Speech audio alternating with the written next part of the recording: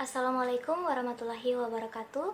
Perkenalkan, nama saya Niluh Diani Suwarningsih dari kelas Statistika A.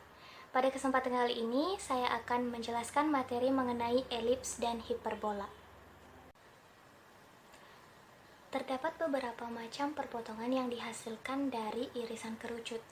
Nah, yang pertama, apabila terdapat sebuah bidang yang memotong tegak lurus terhadap sumbu kerucut dengan jarak tertentu, maka akan diperoleh perpotongan berupa lingkaran. Nah, kemudian jika terdapat sebuah bidang yang memotong miring dengan sudut tertentu, maka akan dihasilkan perpotongan berupa elips. Selanjutnya, apabila terdapat sebuah bidang yang memotong sejajar dengan salah satu garis lukis dari kerucut, maka akan diperoleh perpotongan berupa parabola. Nah, selanjutnya, apabila terdapat sebuah bidang yang memotong sejajar dengan sumbu kerucut, maka akan diperoleh perpotongan berupa hiperbola. Pokok pembahasan yang akan kita bahas pada video kali ini yaitu yang pertama tentang elips, di mana kita akan membahas definisi, rumus baku, serta contoh soalnya. Kemudian yang kedua tentang hiperbola, yang mana kita akan membahas mengenai definisi, rumus baku, serta contoh soalnya. Mari kita perhatikan kurva berikut. Di sini terdapat suatu garis tetap direktrix yang merupakan garis hayal, dan kita mengenal sebuah titik tetap yang disebut dengan fokus.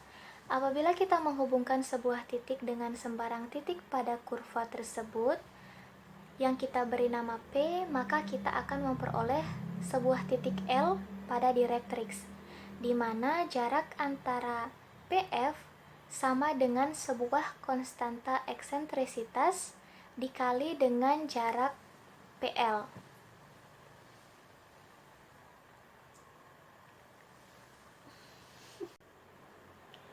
Pada elips, jarak antara PF lebih besar daripada PL, sehingga nilai E selalu berada antara 0 dan 1.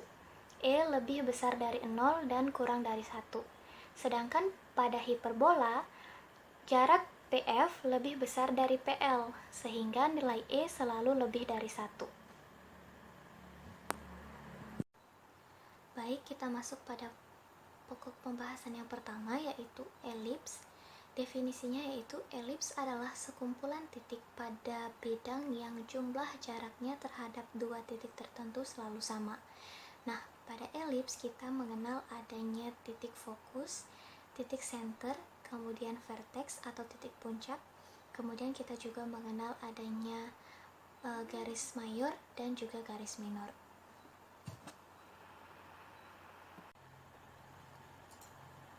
Baik, untuk dapat memahami elips secara lebih mendalam dan untuk mendapatkan rumus baku untuk elips, maka kita dapat menjabarkannya dengan membuat sebuah elips seperti gambar berikut, yang titik pusatnya berada di titik asal, yaitu di titik 0,0.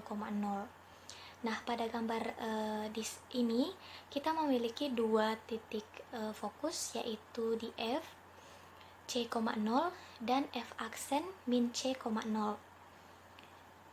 Kemudian kita juga memiliki dua vertex atau dua titik puncak yang mana berada di titik A,0 dan A aksen min A,0.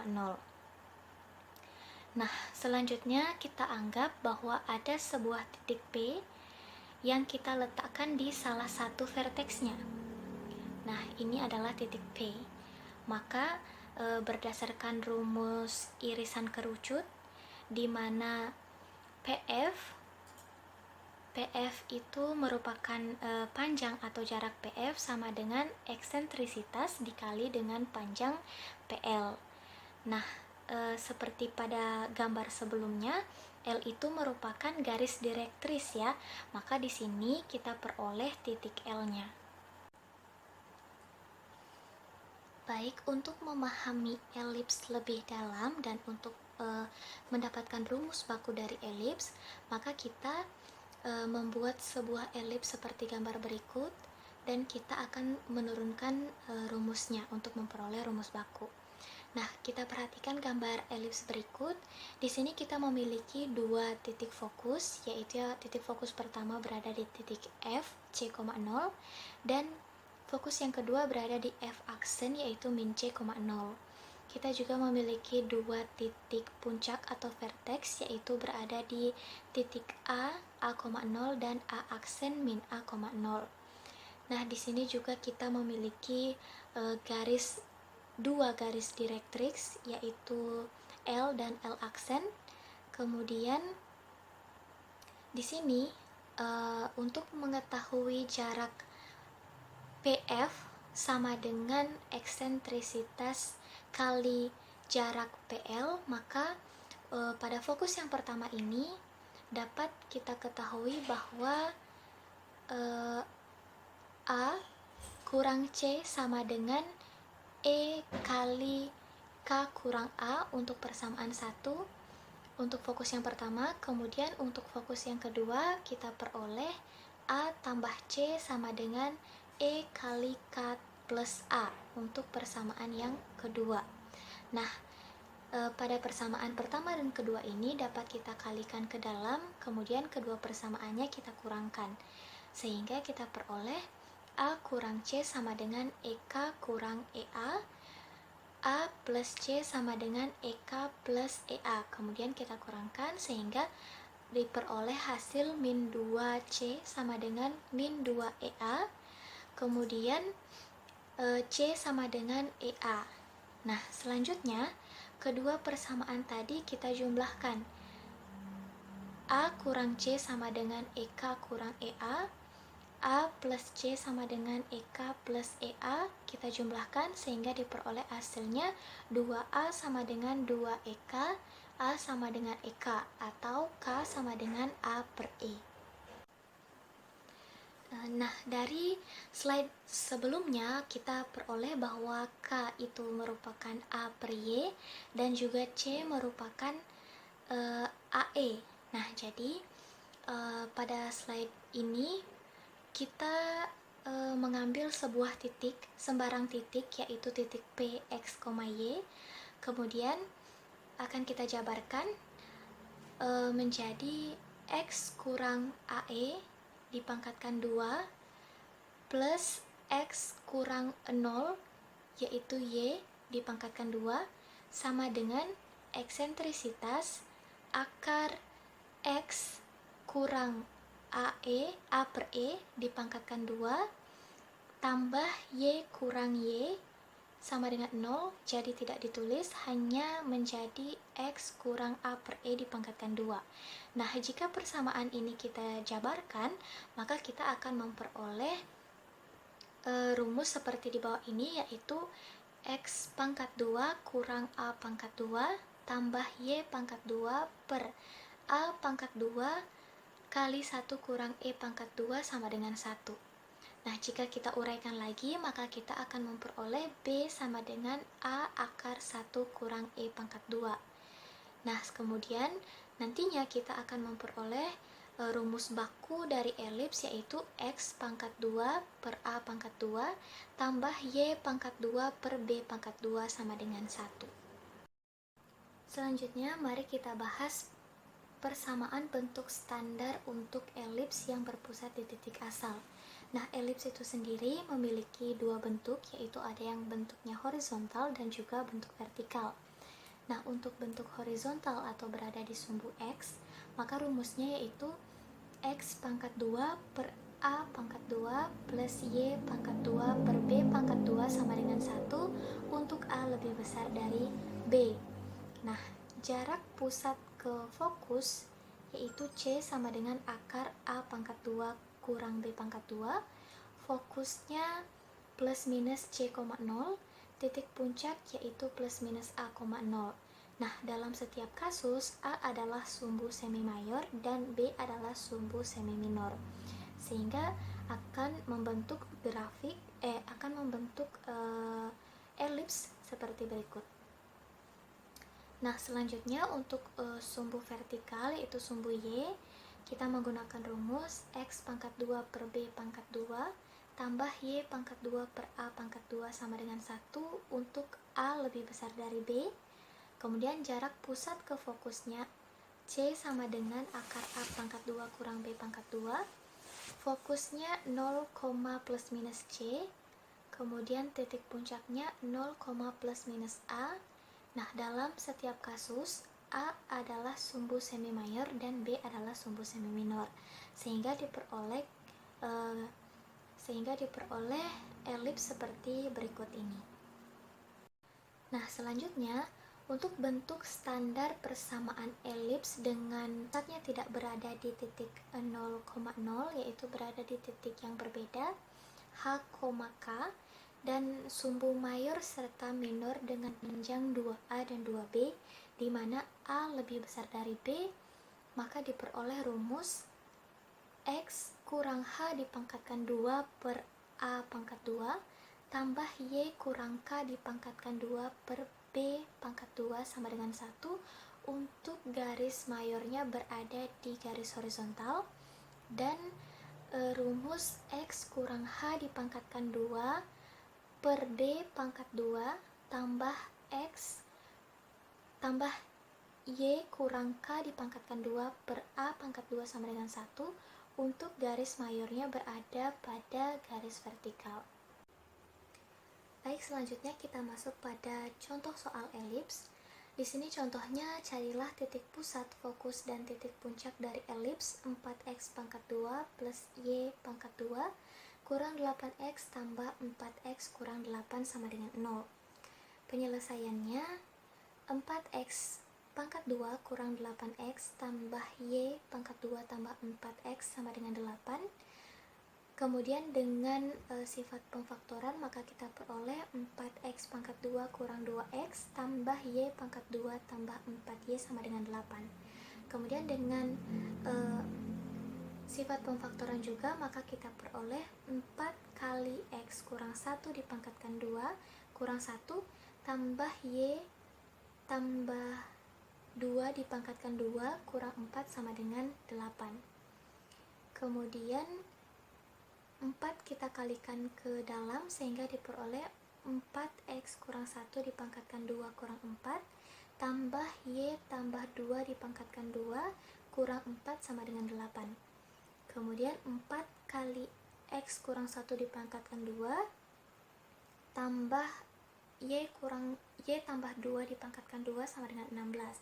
Nah, kedua ruas kemudian kita bahagi 16 sehingga hasilnya x kurang 1 dipangkatkan 2 per 4 tambah y plus 2 dipangkatkan 2 per 16 sama dengan 1. Nah, sehingga dari sini dapat kita peroleh bahwa titik pusatnya berada pada titik 1, min 2 dengan H sama dengan 1 dan K sama dengan min 2. Kemudian dapat kita ketahui juga bahwa A sama dengan 4 dan B sama dengan 2. Untuk mencari C dengan rumus akar A kurang B, sehingga A pangkat 2 kurang B pangkat 2, sehingga kita peroleh C sama dengan akar 16 kurang 4 sama dengan akar 12 atau plus minus 2 akar 3. Nah, selanjutnya dapat kita ketahui F-nya sama dengan 1, min 2 plus 2 akar 3. Kemudian F aksennya 1, min 2 kurang 2 akar 3. Kemudian A-nya sama dengan 1,2 dan A aksennya sama dengan 1,6. Sehingga diperoleh bentuk kurva elipsnya seperti gambar berikut. Kita masuk pada pembahasan yang kedua, yaitu tentang hiperbola. Nah, definisi hiperbola adalah himpunan titik di bidang yang selisih jaraknya dari dua titik fokus berupa konstanta yang positif. Nah, di awal tadi kita sudah membahas sedikit bahwa hiperbola itu nilai E-nya selalu lebih dari 1. Selanjutnya, untuk persamaan hiperbola, dia mirip dengan persamaan pada elips, hanya beda pada tanda plus dan minusnya saja. Nah, untuk rumus hiperbola pada sumbu X, maka rumusnya X pangkat 2 per A pangkat 2 kurang Y pangkat 2 per B pangkat 2 sama dengan 1. Untuk jarak dari pusat ke fokus, rumusnya C sama dengan akar A pangkat 2 plus B pangkat 2. Untuk fokusnya yaitu plus minus C, 0. Untuk titik pusatnya plus minus A, 0. Nah, pada hiperbola ini kita juga mengenal istilah asimtot yang rumusnya X pangkat 2 per A pangkat 2 kurang Y pangkat 2 per B pangkat 2 sama dengan 0, atau juga dapat kita peroleh dari rumus Y sama dengan plus minus B per A X. Nah, untuk rumus pada sumbu Y, maka kita menggunakan rumus Y pangkat 2 per A pangkat 2 kurang X pangkat 2 per B pangkat 2 sama dengan 1. Untuk jarak dari center ke fokus, rumusnya C sama dengan akar A pangkat 2 plus B pangkat 2. Untuk fokusnya yaitu 0, plus minus C. Untuk titik puncaknya kita pakai rumus 0, plus minus A. Kemudian asimtotnya Y pangkat 2 per A pangkat 2 kurang X pangkat 2 per B pangkat 2 sama dengan 0, atau Y sama dengan plus minus A per B X. Nah, selanjutnya untuk persamaan hiperbola pada titik H, K, maka kita menggunakan rumus X kurang H dipangkatkan 2 per A pangkat 2 kurang Y kurang K dipangkatkan 2 per B pangkat 2 sama dengan 1, atau kita juga dapat menggunakan rumus Y kurang K dipangkatkan 2 per A pangkat 2 kurang X kurang H dipangkatkan 2 per B pangkat 2 sama dengan 1. Nah, untuk pada sumbu horizontal, persamaan untuk mencari asimtot dapat kita gunakan rumus berikut, yaitu Y sama dengan K plus B per A kali X kurang H, dan Y sama dengan K kurang B per A kali X kurang H. Nah, pada sumbu vertikal, untuk mencari persamaan asimtotnya kita dapat menggunakan rumus Y sama dengan K plus A per B kali X kurang H, dan dapat juga dengan rumus Y sama dengan K kurang A per B kali X kurang H. Baik, kita masuk pada contoh soal hiperbola. Di sini terdapat contoh soal Y pangkat 2 kurang X pangkat 2 sama dengan 8. Nah, di sini Y pangkat 2 per 2X pangkat 2 sama dengan 8, kedua ruasnya kita bahagi 8, sehingga diperoleh Y pangkat 2 per 8 kurang X pangkat 2 per 4 sama dengan 1. Sehingga dari sini, sesuai dengan persamaannya, dapat kita ketahui bahwa A-nya adalah 8 dan B-nya adalah 4, sehingga di sini A pangkat 2-nya sama dengan 8 dan B pangkat 2-nya sama dengan 4. Untuk A itu sendiri dapat kita peroleh 2 akar 2 dan B-nya sama dengan 2. Nah, untuk mencari C-nya, kita dapat menggunakan rumus C pangkat 2 sama dengan A pangkat 2 plus B pangkat 2, sehingga C pangkat 2 sama dengan 8 plus 4, C sama dengan 2 akar 3. Nah, dari sini dapat kita ketahui bahwa titik pusatnya berada pada titik 0,0, titik fokusnya yaitu 0, min C sama dengan 0, min 2 akar 3, dan 0, C yaitu 0,2 akar 3. Kemudian titik puncaknya 0, min A sama dengan 0, min 2 akar 2, dan 0, A yaitu 0,2 akar 2. Nah, sumbu simetrinya, sumbu utamanya adalah sumbu Y, sedangkan sumbu sekawannya adalah sumbu X, sehingga asimtot Y sama dengan min A per BX sama dengan min 2X, dan Y sama dengan A per BX sama dengan akar 2X. Baik, sekian presentasi materi dari saya. Lebih dan kurangnya saya mohon maaf. Terima kasih. Wassalamualaikum warahmatullahi wabarakatuh.